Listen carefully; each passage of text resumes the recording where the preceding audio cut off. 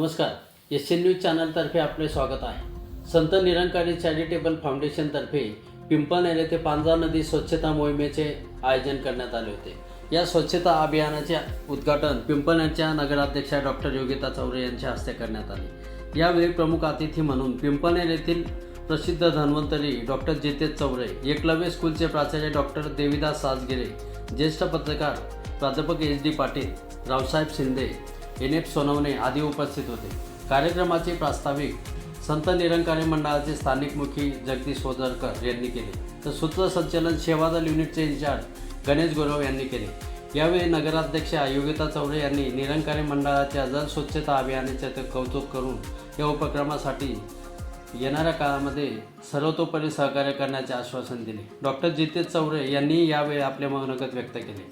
निरंकारी सेवा दलाचे स्वयंसेवक तसेच निरंकारी भाविक भक्तांनी यावेळी पांझरा नदी काठावरील 3 ट्रॉली कचरा, प्लास्टिक, पाण्याचे प्रदूषण करणारी घाण साफ केल्याने पांझरा नदीने मोकळा श्वास घेतल्याच्या प्रतिक्रिया यावेळी पिंपळनेरवासियांनी व्यक्त केल्या।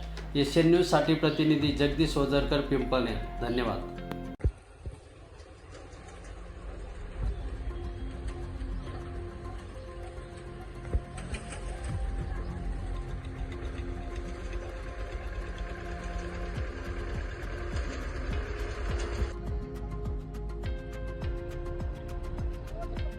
वारसा असलेली आपली पांझरा नदी जी पिंपळनेरचं वैभव आहे, पिंपळनेर शहराच्या मध्यातून वाहते येते।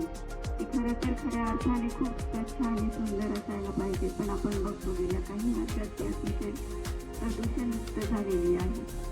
तर मला असं वाटतं आजचा आपला जो अभियान आहे स्वच्छ जल स्वच्छ मन, खऱ्या अर्थाने त्यासाठी आपण करतोय आणि आपण जे मिशन राबवतोय, तर मला खूप कौतुक वाटतंय आणि अभिमान पण वाटतोय की मी या मिशनचा एक पार्ट होते। कारण माझी खूप इच्छा होती की प्रचाराच्या वेळेपासून पहिला आमचा उद्देश हा होता की जर आम्ही पहिले काहीतरी काम करू तर पांझरा नदीचे स्वच्छता अभियान हे करू, पण गेल्या काही तांत्रिक यांत्रिक काही अडचणी असतील त्याच्यामुळे ते शक्य होत नाहीये। ते पुढे होईलच, पण आता हा जो मला चान्स मिळालाय तर मग तो सोडायचा नव्हता, म्हणून मी गांगेश्वर या ठिकाणी अभियान राबवलं होतं आम्ही।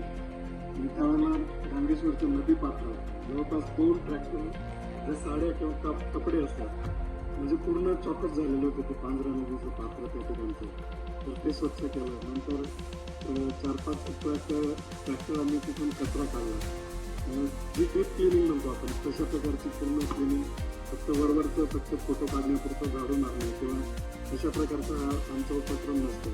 तर दरवर्षी सर पाहतात प्राध्यापक एच.डी. पाटील सरांना माहिती की ज्यावेळेला सिव्हिल हॉस्पिटलचा आम्हाला आदेश आलेला होता ग्रामीण रुग्णालय, तर त्या ठिकाणी सुद्धा अगदी जी स्वच्छता झाली अगदी टाईल्स पुसण्यापासून ते गणपत कायम पुसण्यापर्यंत किंवा अगदी फक्त झाडू मारून निघून जाणार असं नाही, तर जर वेळ दिला असेल तर आज सुद्धा 11 वाजेपर्यंत आम्हाला वेळ दिलेला आहे। पूर्ण भारतभरामध्ये आजच्या दिवशी एकाच वेळी एकाच याच्याखाली अभियानाखाली 15,000 ठिकाणी भारत